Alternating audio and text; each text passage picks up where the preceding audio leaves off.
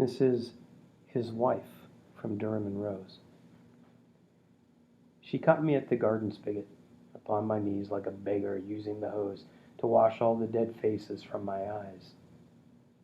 Without a word, she turned off the faucet, then handed me a towel.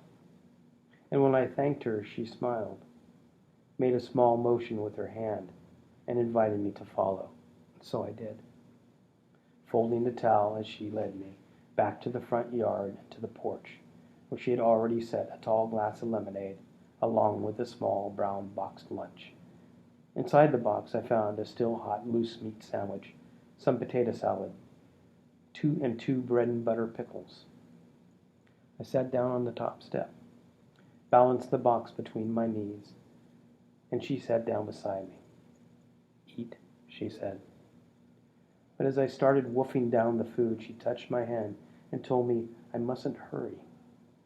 Ashamed, I stopped chewing in mid-chew and looked at my feet and swallowed. And then taking another bite, tried my best to chew more slowly. "There," she said. "Isn't that better? At least you can taste it now, I think." I nodded, saying yes, and took a sip of the lemonade, savoring the sharp and pleasant sting it stabbed in the back of my cheeks. "My Lenny," she said, "loved eating his lunches on the porch, while working in his garden and after mowing. Sometimes," she said, "he insisted we all eat our dinner out here, together, on these steps, especially in the summer, when the sultry evenings bring the fireflies drifting in from the river and its trees. He called it summer picnicking at home. And the girls both loved it as much as him. My Lenny was such a dear man, kind and sweet and funny. Did you find him funny, Duramen Rose? Did he make his men laugh too?" And I thought about her question as I chewed. I didn't want to disappoint her, but neither did I want to lie. So I said, "No, ma'am, not so much. I mean, he could tell a good joke or story, but mostly he was pretty serious. A fair man and the toughest sergeant you would ever know. But he took good care of us, though not the way you might expect." And that's when I told her about his game, his contest, the tossing of bones, and how through it one man was spared from each battle in which we fought. And she listened close, did not flinch, even when I detailed the types of injuries we inflicted. Instead, she pursed her lips and nodded, and afterwards she looked out at the lawn for a very long time, and then down at her hands for even longer.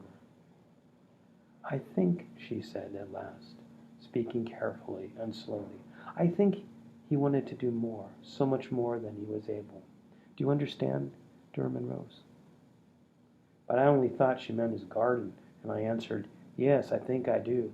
It's a very nice yard, Mrs. Winnick, and such a beautiful lawn. He was proud of it, and missed it too. He talked about it all the time, talked about his daughters, and he often talked about you too." And then the woman, my sergeant's wife and widow, sighed and shook her head. "No," she said, "that's not what I mean, not at all. I know he loved us and loved this place, but what I meant to say is that he wanted to do more for his men over there, in the trenches and in the war, and especially more for you. He knew, Duramen, he knew you were underage. He knew, saw it right from your first day with him. But did you know he tried to have you sent home, just discharged and stationed stateside? He waltzed his request right up the chain, all the way to your colonel. But the man scoffed at him, saying, 'Duramen Rose is U.S. Army property, and having no proof of your deception, Lenny's request was denied.' But he did not give up. He promoted you, to keep you close and at his side, where he could at least watch over you."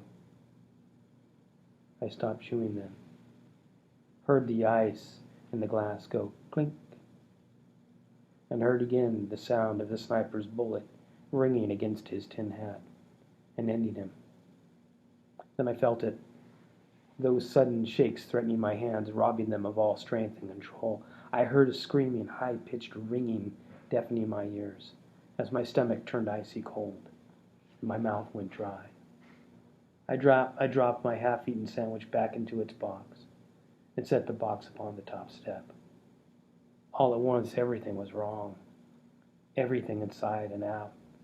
I could hardly breathe and was trembling all over, but all I could do was turn my face away so she wouldn't see my eyes.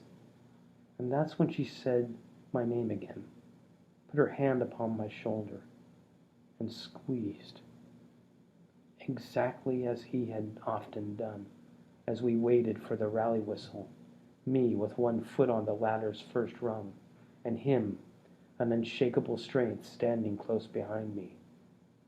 And that is when I realized he had always been there whenever we went over the top together. Always.